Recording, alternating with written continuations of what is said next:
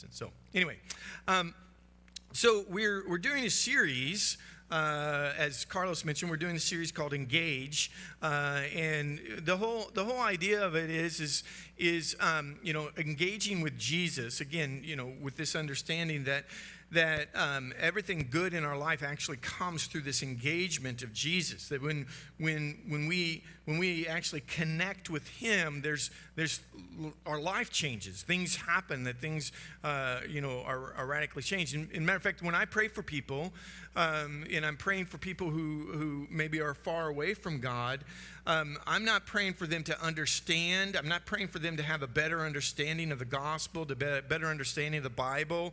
I'm praying that they have an engagement with Jesus, because it's a personal engagement with Him that's going to change their life. They can have all this knowledge and it not actually have an impact in their life. They can have very little knowledge, but they have the presence of Jesus. It's good. So that's part of what we're doing, 40 Days with Jesus. We have these devotionals that we're going through. How many of you guys were able to do your devotional this week? Yeah. All the happy ones. Okay. So how many of y'all did like I did and took Thursday and like caught up, right? That's what I had to wind up doing. So anyway, but if you didn't get one of these, we have a few of them left. We'll make some more for next week too. Just raise your hand, and Carlos will get you the devotionals, and we'll make sure that you get them. We also have it on our website. There's a digital version of it if you want. Go to the sermon section and stuff, and you can. And what that does, the devotional, it's kind of self-explanatory a little bit. This is mine, yeah, but this one I could sell. It has my, it has some confessional things in here. No, so anyway, $10, right? Yeah. So we'll make some more and have those available for you guys. Yeah. So anyway, but we've been going through the series, and part of the whole idea is what are the different ways that we engage with Jesus? What are the different methods and things? Last week we talked about engaging with Jesus through a friend. That a lot of us have connected with Jesus, and we connect with Jesus on a regular basis through other people, through friends. And this week we're going to talk about connecting with Jesus through a need. Now, if we were to actually, be honest and transparent, I like to just, anyway, I won't go into that. But if we were be honest and transparent, that most of us would say that I came to Jesus the first time because of some need in my life. There was something that happened in my life. There was a brokenness that was going on, an addiction, come to the end of myself, a relationship that broke up or was in the midst of being broken up, or, something happening in my life, and, maybe a diagnosis that I wasn't really excited about. That there was a need that actually got me into a place of receiving Jesus. That's one of those things that kind of is the nature of Christianity, is that we really only go to there if we need Him. Now, some of you guys came in other ways and stuff, and that's fine. But what winds up happening, and it's an interesting phenomenon, what winds up happening is that we come into Jesus through need. But then when we begin to think about the different needs in our life, as we've come to Jesus and think about the different needs in our life, we have a tendency to not go to Jesus for those needs. We have this kind of false belief that I should have my act together. I don't know why, but I have Jesus now, so things should be rosy for me. Things should be great for me. And so I have difficulty to coming to Jesus for my needs. Maybe some of you guys are in this place, like back years ago. So I was in high school. So years ago, I was with a friend of mine named Mitch Goski, and we were hanging out. We would hang out on the weekends all the time, and we were going to meet at a park, and Mitch was going to ride his motorcycle to the park. And he got to the park, and he had this massive, horrendous accident. He went under a wire on a motorcycle. It was bad. I don't want to gross you out. So anyway, but it was bad. He should have died. Should have died right there on the ground. Should have died. He's on the way to the hospital. Now Mitch and I would spend the weekends with Mitch, and so I knew his parents. His dad was the mechanic at the school district that was there. His mom was a lunch lady at the school district and stuff. And so they were on their, they're following the ambulance to the hospital. And they're following the ambulance to the hospital. Their son dying on the way. He actually did die on the way in the ambulance, and they revived him and stuff. But dying on the way, and the car breaks down. Right? But Bernie Goski, I'm pretty sure his name is Bernie Goski. Mr. Goski was what I called him. Anyway, so he got out, he pulled over, got out, and began to work on the car. And Mrs. Goski, she is like praying her guts out, And all this I heard later from them, but and he's like, "What are you doing?" She says, "I'm praying that you fix the car, that the car would hit." Don't pray for the car. I got the car. Pray for Mitch. Pray for Mitchell. That's what you want to pray for. And we have this tendency, some of us are like that, right? We think God only has so much, right? There's only so much he can actually do, only so much supernatural power. And so don't pray for the car, pray for Mitch, because that's really what he needs to do. The car I've got, right? There's these kind of, we have these tendencies. There's a number of different things that we kind of, mind games, really, that we play with ourselves along those lines. We think of something, something's actually too trivial to ask God to do for me. Sometimes people disparage people who pray for parking spots. God, would you give me a parking spot? I think God loves that. I think he loves that you pray for those things. But sometimes we think, I'm not going to pray for those things because it's just too trivial. It's just like, it's not that important of a thing. Or like with Bernie, Mr. Goski, what he was doing, he's like, I've got this. I've got that. Like if you think that you have got it, whatever it is that you got it, like you can do this well, you can do whatever good, you've got it, then for some odd reasons, we don't ask God. It's like, well, I'm responsible. I should be doing these things. Why would I ask God to do those things?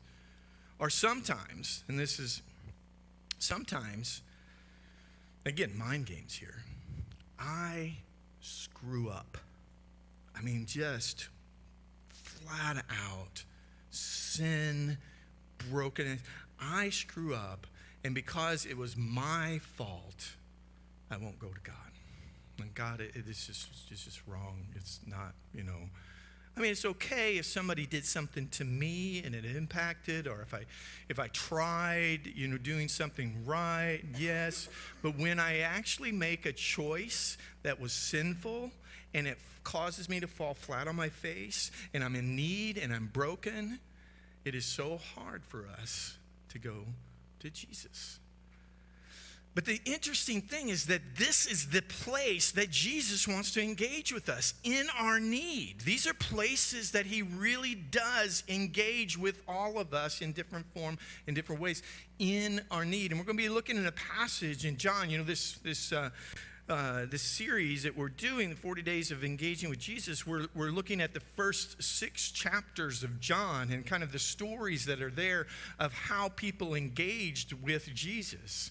And so we're going to be looking at a kind of a familiar passage in John chapter 2, starting in verse 1. It's a passage about turning the water into wine. So let's just go ahead and turn there and read this, okay? On the 3rd day, a wedding took place at Cana in Galilee. Jesus' mother was there, and Jesus and his disciples had also been invited to the wedding. When the wine was gone, Jesus' mother said to him, "They have no more wine." "Woman, why do you involve me?" Jesus replied. "My hour has not yet come."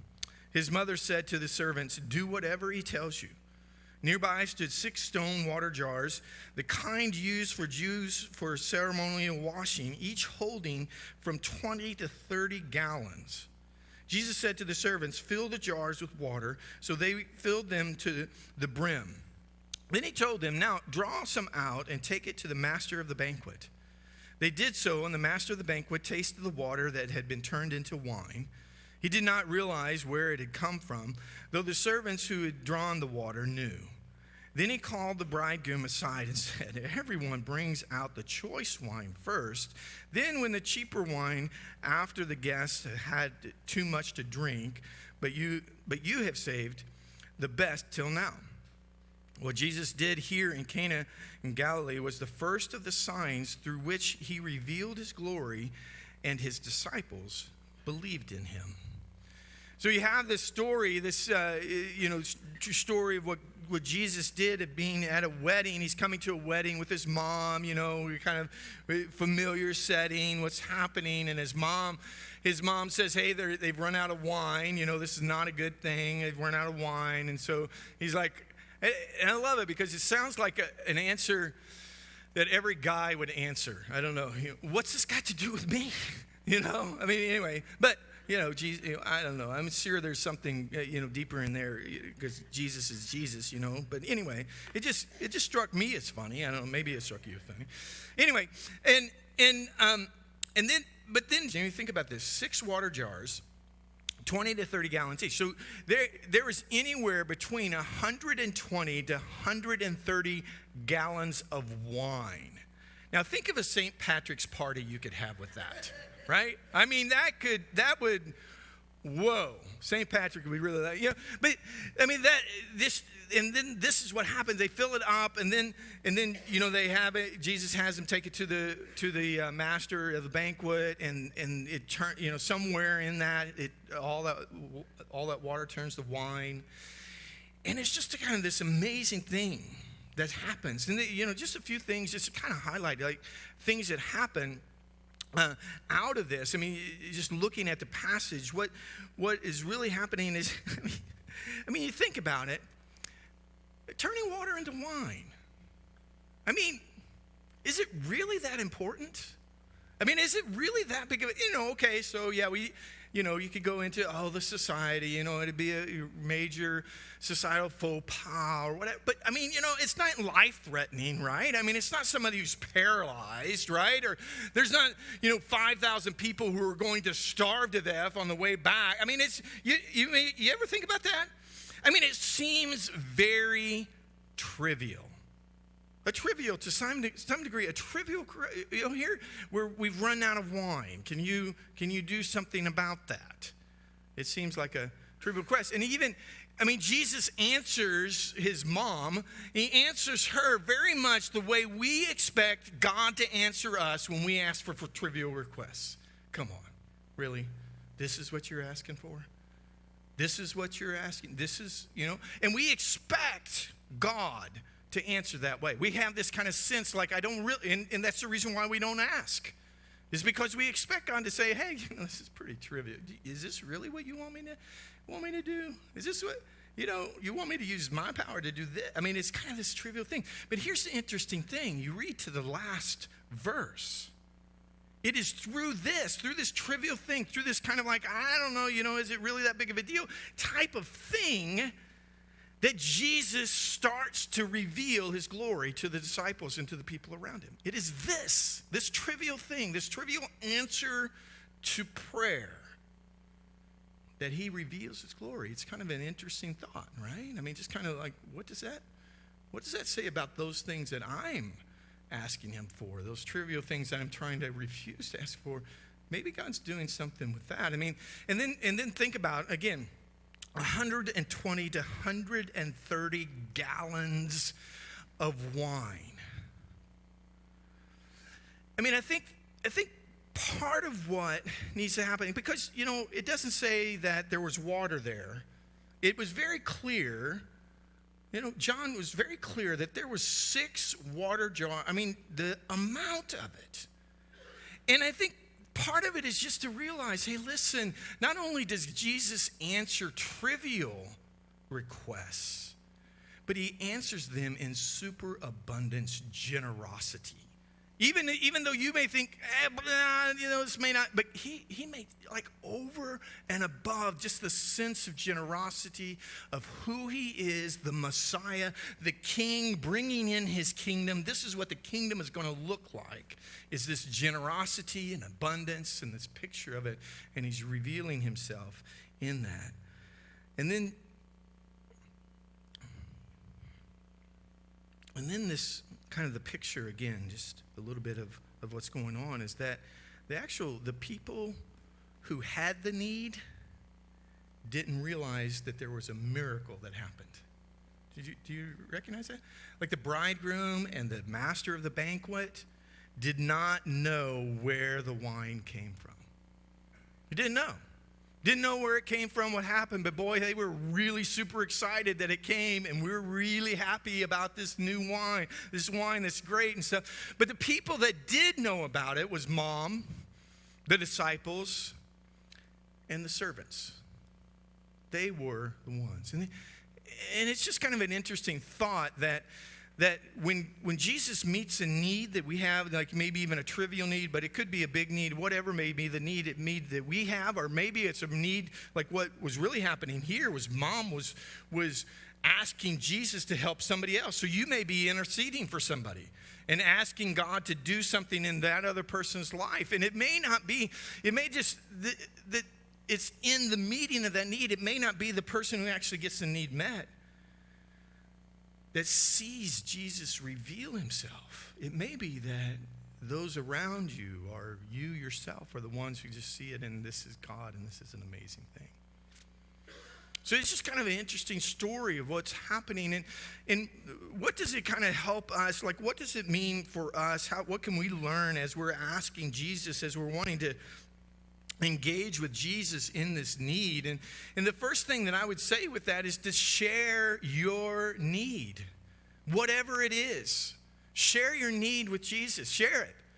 You know, this is what the mom did. Like she doesn't have, matter of fact, the passage or the verse where it says that Jesus says, what does this have to do with me? And actually in Greek, what does this have to do with me and you? It's like you don't have a dog in it. You don't have any onus on this at all, woman. What's the deal? But she shared this need. She's like, Jesus, can you do something? And it's trivial, maybe not that big of a deal. It's not, life-threatening. They're not going to be begging for the rest of their life because they're paralyzed or anything along those lines. But it's a need. It's share your need. Where are you at with sharing? It's a difficult thing for us, right? We have this thing of like, I'm not sure where it's at. Because we have this sense of trivialness, or we have this sense of I can take care of it, or it's just like I've messed up. And so none of it, wherever those things are at. But sharing the need, there's a couple things that I think that, and actually kind of God's been speaking them already in kind of some of the words and stuff that have been spoken this morning. But there's, the truth of the matter is what Jesus is most interested in your life and in my life is not so much the miracles that would happen, which we pray for miracles and we see miracles happen. That's a great thing when we love those things. And he wants to do those things. But you know what he's really interested in? He's interested in you being with him.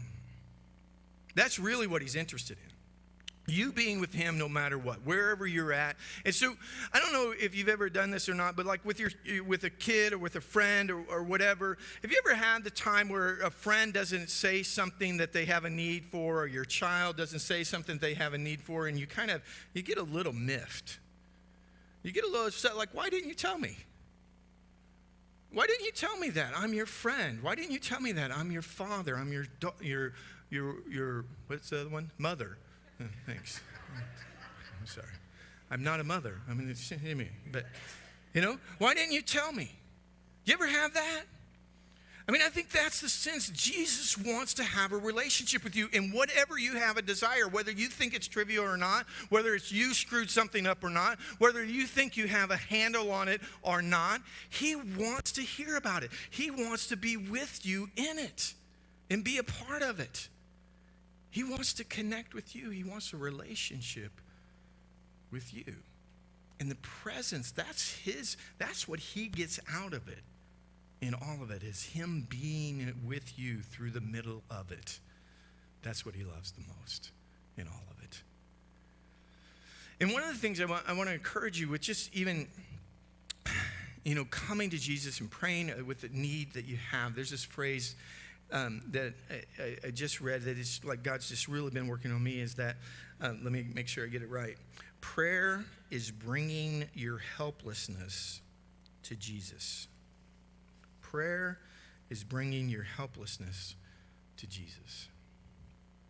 Because wherever you feel like you're not helpless, you won't bring that to Jesus. Do you realize that? Wherever you think you're not helpless, wherever you think you have a handle on it, you won't bring that to Jesus. But that's exactly what prayer is bringing that helplessness. It's like, Jesus, I need you in my life. I need you in this moment. I need you in everything. And so here's just a couple questions to just throw out there for you to think about. It's like, what in your life do you feel like is kind of too trivial to ask God for? What in your life that you have a desire for, you have a longing for, but you feel like it's too trivial, too self-serving to ask God for? And I just want to say, ask God. Or what in your life do you feel like? And let me just think about the things that you are good at. What are the things that you're good at? Maybe it's interacting with people. Maybe it's connecting with them. Maybe it's, being able to gather lots of information. Maybe it's ability to teach. Maybe it's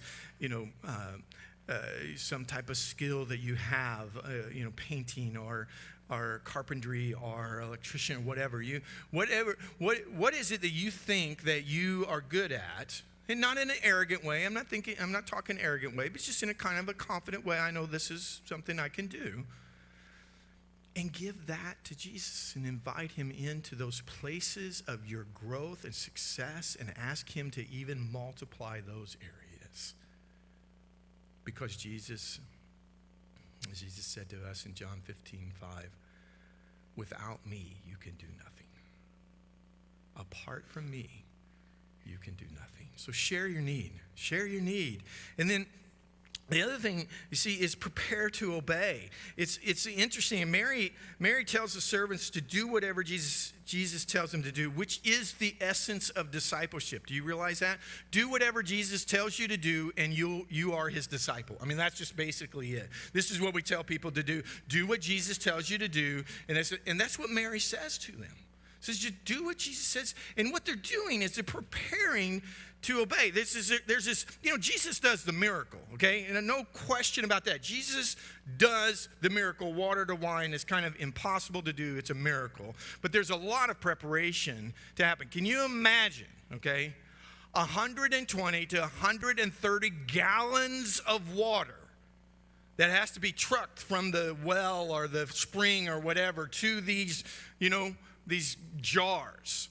Can you imagine the amount of work, the amount of discipline that it takes for those servants to be able to do that in order to prepare for the miracle of water into wine?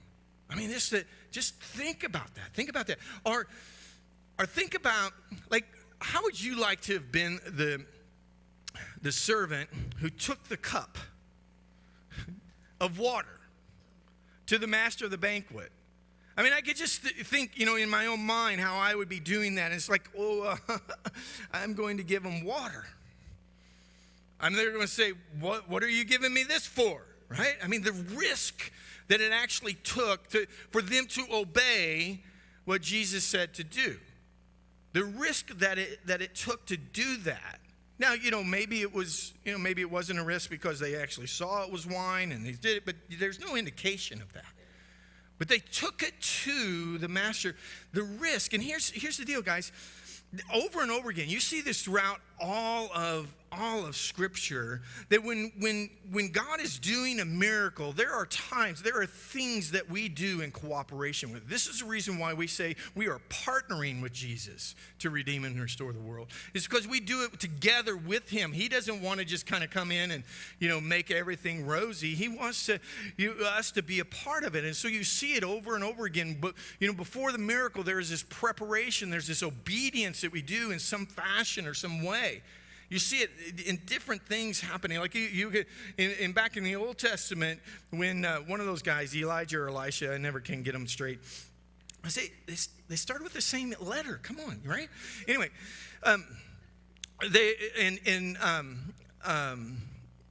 gosh, okay, I should have had this prepared. Anyway, the guy from the general is coming with the leprosy. Okay, and he's coming for a miracle. He's coming for him to be healed of leprosy. He's coming to Elisha, and this is what he's doing. And in the midst of that, like, in order for you to have a miracle, do this. There's this obedience factor. No, there's not, he was supposed to dip in the Jordan. Evidently, the Jordan's a messy place. I don't know. Paul would know. You were there, right? You've been there. Anyway, what's that? It was okay. Okay. Well, whatever. Anyway. Thanks for making me a liar, Paul. It's okay. Just kidding. Anyway, but there was something to do. There's this place of obedience. So there's miracles in our life.